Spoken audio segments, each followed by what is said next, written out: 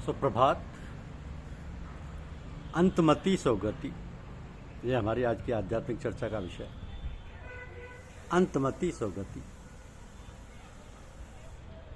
मृत्यु के पश्चात प्राणी की क्या दशा होती है, ये प्रश्न उठना स्वाभाविक है।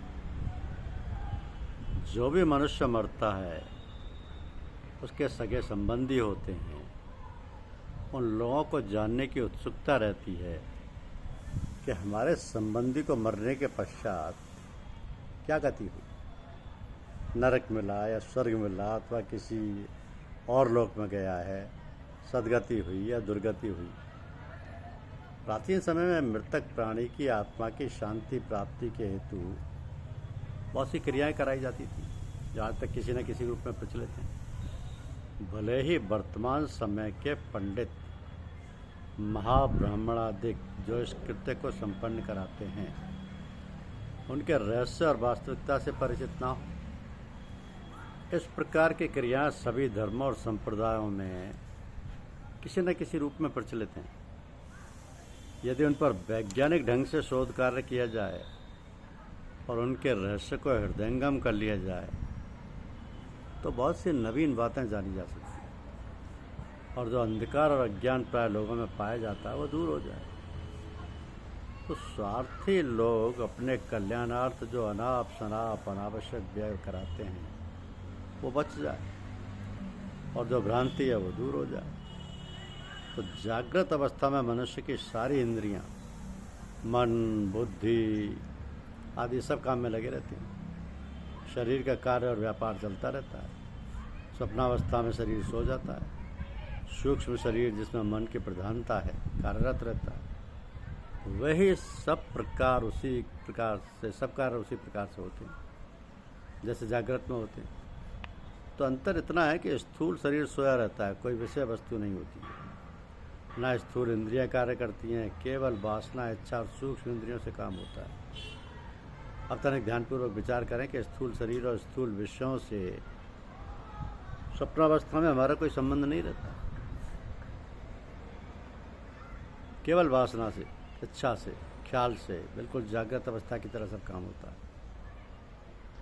निद्रावस्था में वर्षों व्यतीत हो गए ऐसा भान होता है। जो ही निद्रा भंग हुई त्यों ही समझ में आता है कि अरे अभी तो हम सोए थे, आधा घंटा भी नहीं हुआ और इतना सब कुछ हमने भोग लिया। इसी प्रकार मृत्यु भी चिर निद्रा है।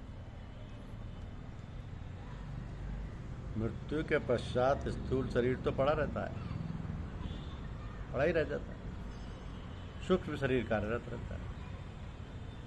जिस प्रकार निद्रावस्था में शरीर सोया रहता है, निश्चेष्ट रहता है, उसी प्रकार सूक्ष्म शरीर मृत्यु के पश्चात कर्मानुसार भोग भोगता। इसी को वासना में शरीर या यातना में शरीर कहते हैं।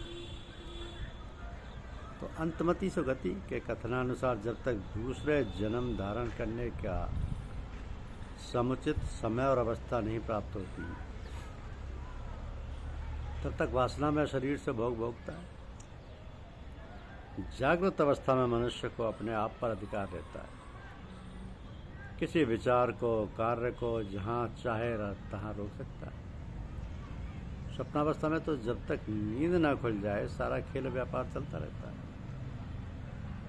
इसी प्रकार मृत्यु के पश्चात अगला जन्म लेने तक जो बीच का समय होता है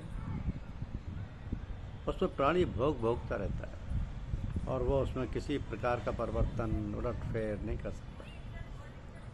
जो मुक्त आत्माएं हैं उनको इस बात से कोई सरोकार नहीं रहता। वो तो अपनी अवस्था और स्थिति के अनुसार उच्च लोकों में चली जाती है। किंतु जिन्हें जन्म लेना है, शरीर धारण करना है, उनको तो जब तक वे जन्म नहीं लेते तब तक यातनाएं भुगतनी पड़ती हैं। इस अवस्था में वे सुख और दुख दोनों प्रकार के भोग होते हैं। किंतु ध्यान रहे कि ये भोग तो वो वे ही होते हैं जो जन्म न मिलने तक के। जैसे स्वप्न के भोग निद्रा भंग होने के पहले तक रहते हैं। प्रश्न उठता है कि स्वप्न के बाद सुसुप्ति होती है। आप सुसुप्ति अवस्था का अनुभव तो करते हैं प्रगाढ़ निद्रा में। व्यक्ति किसी प्रकार के स्वप्न नहीं देखता, वह केवल सोया रहता है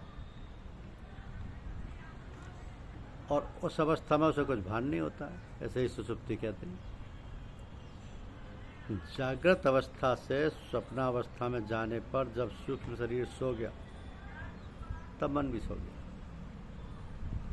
जब मन सो गया तो सब व्यापार अपने आप बंद हो गया। जैसे स्वप्नावस्था में विषय और वस्तु का अभाव था, उसी प्रकार सुषुप्ति अवस्था में इच्छा और वासनाओं का अभाव हो गया।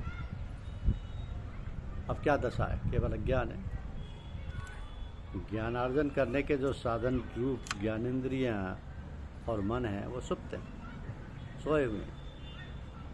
जब गाढ़ निद्रा की अवस्था से हटकर स्वप्न और जागृति में पुनरागमन होता है तब यह भान होता है कि बहुत सुख था, आनंद था सुसुप्ति।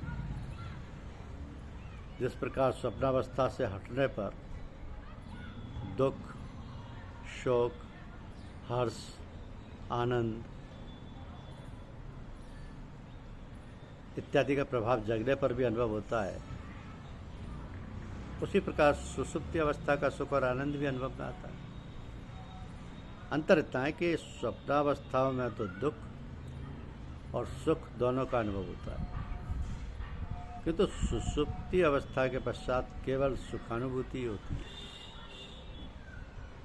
क्योंकि वहाँ तो वह प्राणी अपने निज स्थान पर होता है जहाँ विषय वासनाओं का स्पर्श नहीं होता। पर दुख और सुख कैसा? तो जिस प्रकार एकाग्रता की दशा में व्यक्ति शांति और सुख अनुभव करता है, ठीक उसी प्रकार सुसुप्ति अवस्था हटने पर एकाग्रता रहती है और शांति और सुख का उसे आभास होता है। बहुतों ने ऐसे चित्र देखे होंगे जिनमें किसी के ऊपर आरा चलता है, कोई पाप के हौज में, कोई विष्ठा के हौज में पड़ा है, कोई खौलते हुए तेल के कड़ाह में डाला जाता है। सूक्ष्म शरीर द्वारा जो यातनाएं व प्रताड़नाएं भोगनी पड़ती हैं, उनका दिग्दर्शन कराने के लिए इस प्रकार के चित्र बनाए गए, ताकि उन्हें देखकर लोग शिक्षा ग्रहण करें और अपने आचरण तथा अपने आचार विचार शुद्ध और पवित्र रखें, जिससे मृत्यु के पश्चात ये घोर यातनाएं, कष्ट एवं विपत्तियां झेलनी ना पड़े।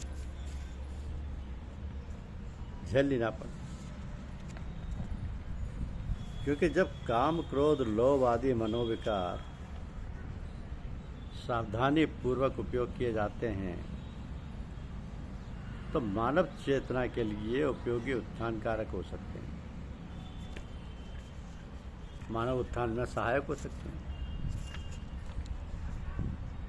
लेकिन ईर्ष्या का प्रारंभिक रूप बड़ा नकारात्मक ही दिखाई देता है,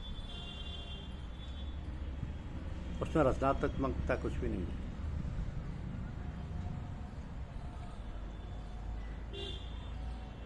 ईर्ष्या सबके सामने स्पष्ट स्वीकार करके उसका रचनात्मक स्वरूप का ही प्रमाण है, क्योंकि तब उनकी अंतश्चेतना स्वयं भी ऐसा ही बनना या पाना चाहती है।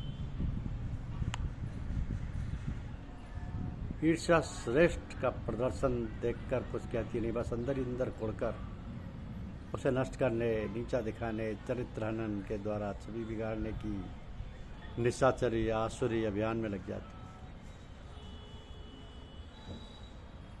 छवि बिगाड़ो, चरित्र व्यक्तित्व को नष्ट कर दो, ये क्या है? निशाचरी अभियान है।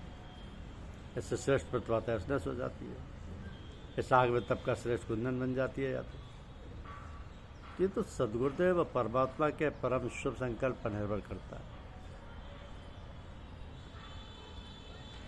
कि व्यक्ति को ईर्ष्या से, मान बढ़ाई से बचाए रखे और उसको जब ध्यान, सुमरन, सत्संग में लगाए रखे तो सद्गुण संवर जाएंगे। सद्गुरुदेव की कृपा से जीवन संवर जाएगा। धन्यवाद।